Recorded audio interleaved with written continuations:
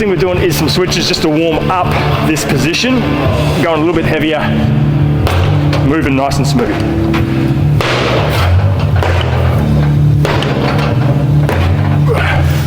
We're still warming up. We're just going to do 1 or 2 sets, about a 5-second hold, 4 reps each side. I like to do this to warm up the position, but also to just top up a little bit of strength as well. The main focus here is going to be the advanced reps or the ballistic explosive reps that I do after this. But this position is the knee switch. So my foot is flat. My knee angle is around 140, 145 degrees. I've got tension on my hip, tension on my quads. Really important. The main thing people fuck up with this is as they're doing switches, they start letting their feet creep forward. We want to make sure our hips under the weight, slight forward lean on our torso, so we've got that engaged as well. Otherwise, you're going to lose the strength in your hips. It's going to become a little bit hit and miss with how well you can actually maintain your position under the bar once those feet get out of position. So that's really important, is to make sure your technique's dialed before you start loading up too much weight on an exercise like this.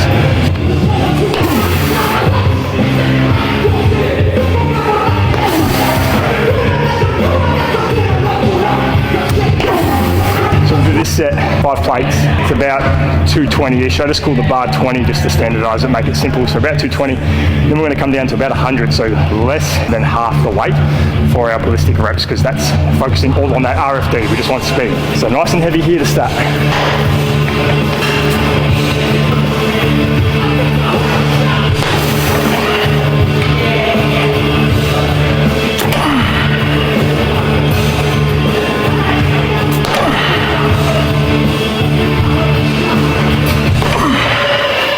So now we've taken some weight off. Now we're focusing all on speed. So we're going to hit the same position on contact, try and get a little bit of air time.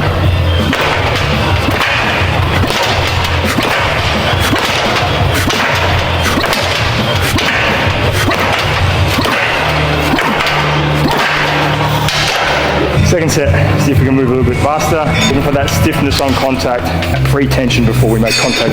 Each rep is a big part of what we're training as well.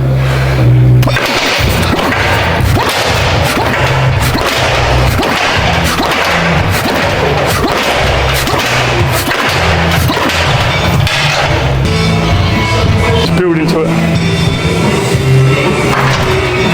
That's it. Good.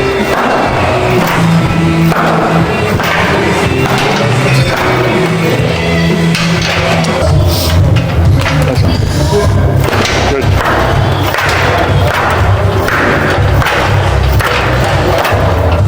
Good, Buster. Good, Buster. Nice. Back down. Good shit. Good shit.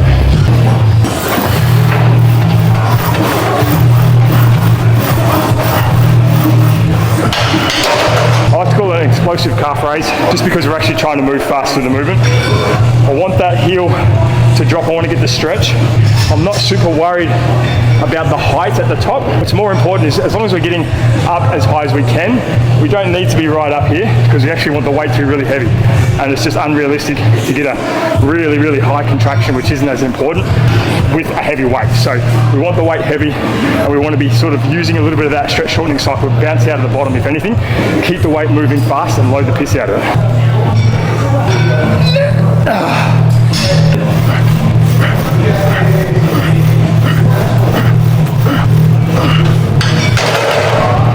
One thing about some of these heavy exercises in the Smith machine, whether it's isometrics or something like a calf raise, one benefit that's often overlooked, but it makes a big difference, especially to an athlete over time, is just getting them used to loading.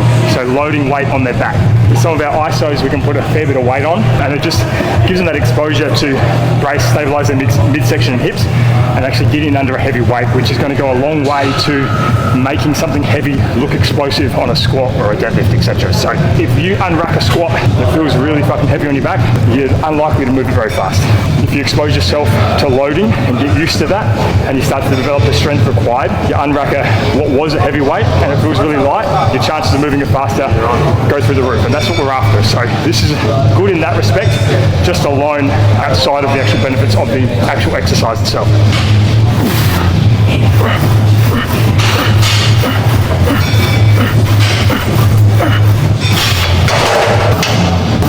Good. Go fast out of the bottom. That's it. 2, 3, straight up, 4. thing with calf raises is people underload them massively. They'll do a 60 kilo calf raise, two-legged, because it's written in the program. If you're the weakest person on earth, there's not enough stimulus to actually elicit an adaptation that we want. So don't be afraid to load your calf variations, seated, standing, load them up. Use safeties, whatever you need to do to make sure you're confident in what you're doing, but progressively overload it to a point where you can't fit any more fucking weights on the bar. That's the key.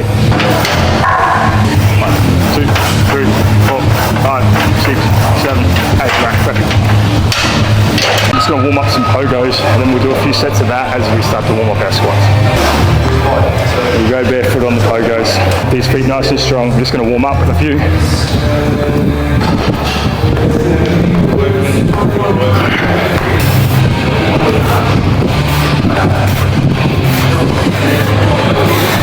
Pogo variations are a staple in all my programs. The dosage changes and the exercise selection around the pogo changes, depending on the individual, depending on the time of the year, depending on how much work they're getting in their sport. So in season is going to be different to off season, but we still want to keep those qualities. So quality contacts is what I'm after when I'm training someone else, depending on their schedule.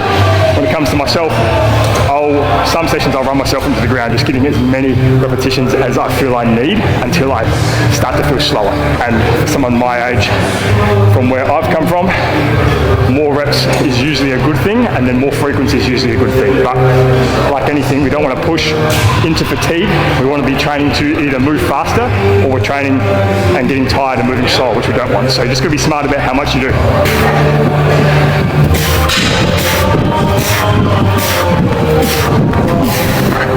You can do your pogos without shoes, do it, but it's not a necessity, because it's obviously increasing stress when we do take our shoes off. So it depends on how long you've been doing it for, how much resilience you've built. It may not be for you. If you're doing it on a hard surface, it may not be for you. You might just do a few reps here and there. For me, I've been doing them barefoot for a long time, so I've built the resilience.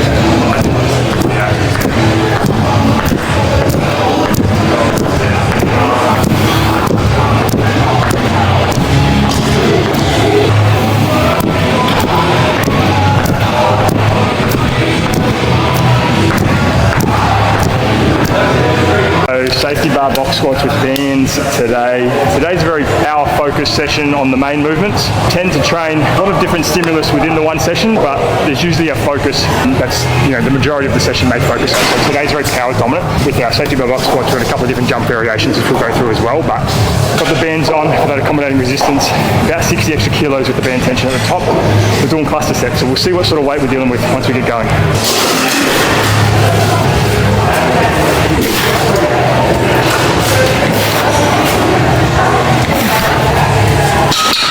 So measuring velocity as always on our main lower body movement. Tendo unit is what we use for those that text me 3 times a day asking what device I use. From America, I like these readouts. Don't need to connect them to a iPad or any bullshit.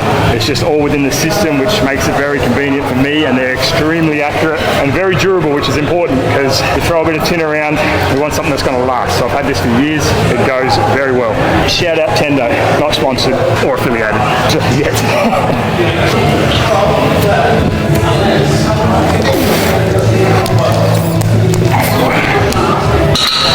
We're warming up, so we're going to hit 0.7s, and it's going to be about 45-second rest between each set. So I like clusters. I'm trying to build a little bit of work capacity in this session, so we're not going to necessarily be as heavy. It's going to be just accumulating quality repetitions at good speeds against good weight, enough recovery to keep our speed on each effort for 3 rounds, and then I'll have full recovery afterwards, and we're just going to see how things sort of progress.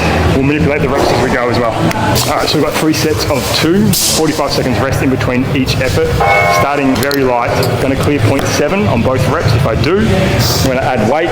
I'm going to continue to do that for 3 rounds, and then we'll do a couple of power-based jump variations whilst we recover.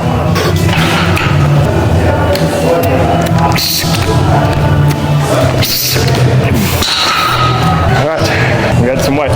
So again, momentary pause when I sit back on the box. How fast you sit on the box is different for each person. A lot of it comes down to training history. I don't need you being slow as you sit onto the box, but if you need to be slow so that you can control the weight, then that's what we do. And what we find is as you get stronger, you're able to eccentrically load a little bit faster, and you can sort of come down with a little bit more speed, put the brakes on, sit in softly, and then get up explosively. But especially in the early days, I tend to get people to sit in very smooth so that they're not falling into the box. It's really important you're not falling in. You've got to load in, let that box take away the tension from that lower body, and then create it again, really explosively. And that's the key.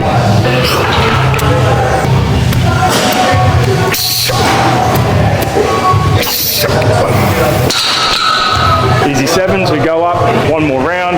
Let's keep going up by 10. This will be 150 plus about that 60 kilos. Bands at the top, so around 210-ish at the top. At the bottom, it's hard to say. All we care about is what that speed looks like in the first 2 inches off the box.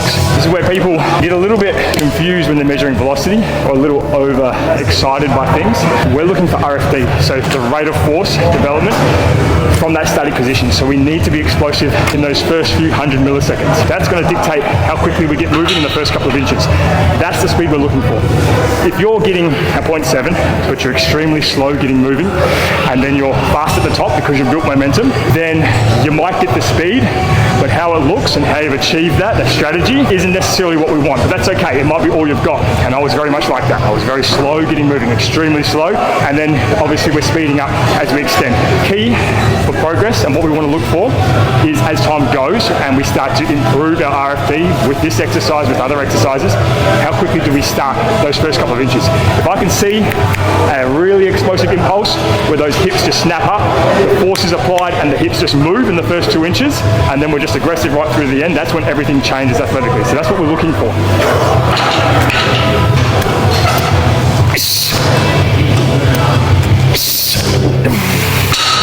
Okay, 1 over, 1 under. That's pretty good for third round. Now we have full recovery, but when I say recovery, I mean a couple of jump variations. That's how we recover. First one is a depth jump with dumbbells. I like this exercise. I like it for many athletes, especially early in, when we're trying to really encourage them to create a powerful muscular contraction. So there's no speed requirement on the floor. I just want to get myself, or if I was training someone, the athlete used to accepting that momentum and being able to redirect it explosively, but also do it with extra weight in their hands. So it's a good exercise for the stretch shortening cycle. Let's have a look. Not too bad. We'll do 2 of these, and again, the main focus is, can I improve the speed? Once I make contact, can I improve the speed in which I eccentrically load and spring back out? We don't want to be slow. We don't want our body fighting against that deceleration. This helps improve that, and the best athletes in my experience have incredible readings in eccentric deceleration, rate of force development on the force plate. So this is part of that, teaching the body to accept that momentum, the extra load, put on the brakes, and then use that stored energy, keep going back the other way.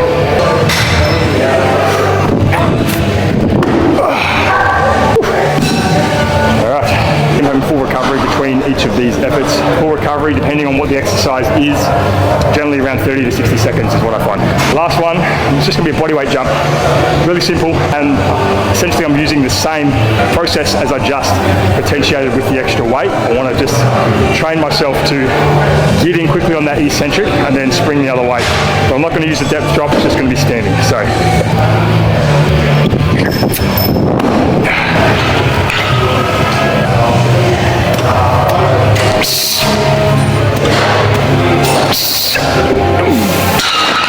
A little extra weight goes a long way.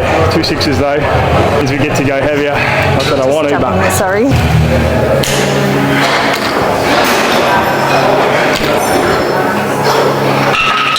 I've already done all my heavy sets.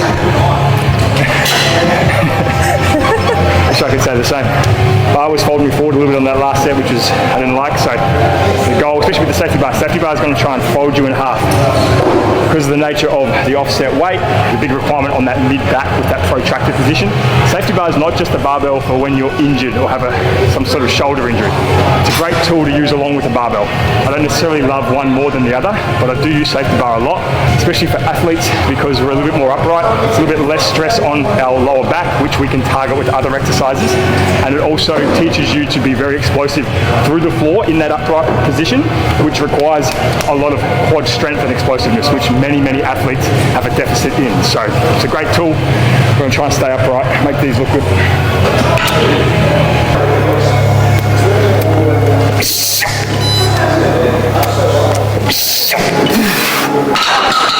Holy shit. I was thinking before I got here, I'm like, I don't even know if I can be fucked saying anything today.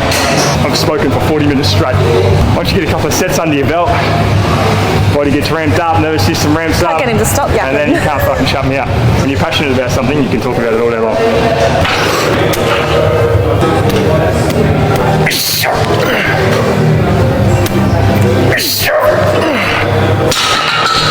Oh yeah. Hey. One, miss one. It's actually better set than last set. That's a good thing about clusters.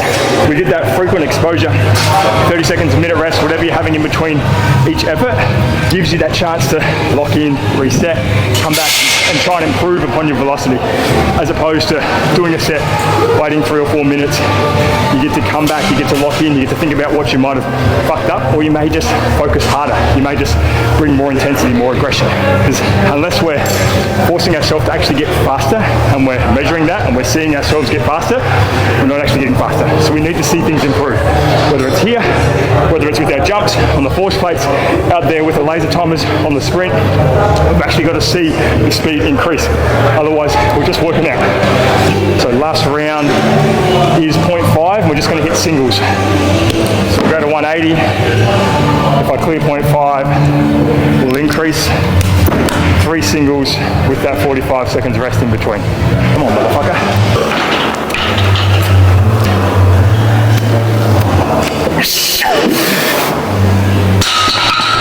Alright, we got it.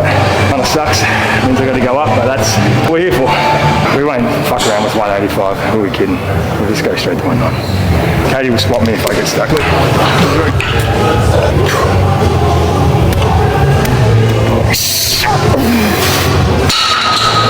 4.6, just under, which is good. Don't always have to get your speed target. If you are, you've got to be increasing weight. It needs to be that thing that's dangling in front of you that you're trying to get to, but you can't quite. And like I said, if you do, get more weight on there, because we need that thing in front of us that we're chasing down. We need the incentive to actually go for it. So making sure that we're putting enough weight on there. If that dropped down and it was nowhere near the speed target, and obviously we want to be accounting for fatigue within the session, then we would adjust the weight back down. I've got one more rep in me. It was close enough to 0.5. Gives me a little bit of incentive to try and close the gap a little bit more, and that's what it's about. We need to be willing ourselves to create force more explosively.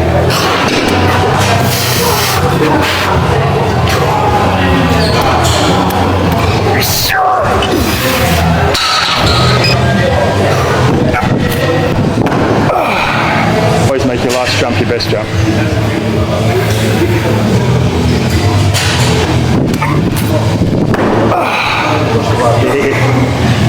On cue. Big thing that's often not sort of thought about as much with this sort of training, where we're getting in a lot of repeat explosive efforts, whether it be weighted jumps, etc., is literally that capacity for the repeat explosive efforts. I mean, that is something that athletes, when they first come to me, even if they're great athletes, they may really fade away a lot earlier than someone that's been training longer. Obviously you get used to the stimulus, but the stimulus is, you know, a high effort explosive movement. We want to be able to back that up really quickly. Most sports is very stop start, so you get an opportunity to recharge. You want to be in a position where you've got a tank that's able to produce maximum effort, explosive speed and intent, recharge, go again. And that's what we're trying to train here with these short little breaks and then all out intent.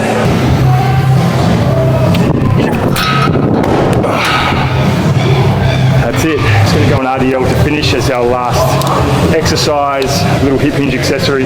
Today's going to be very speed based. It's going to stay above 0.7.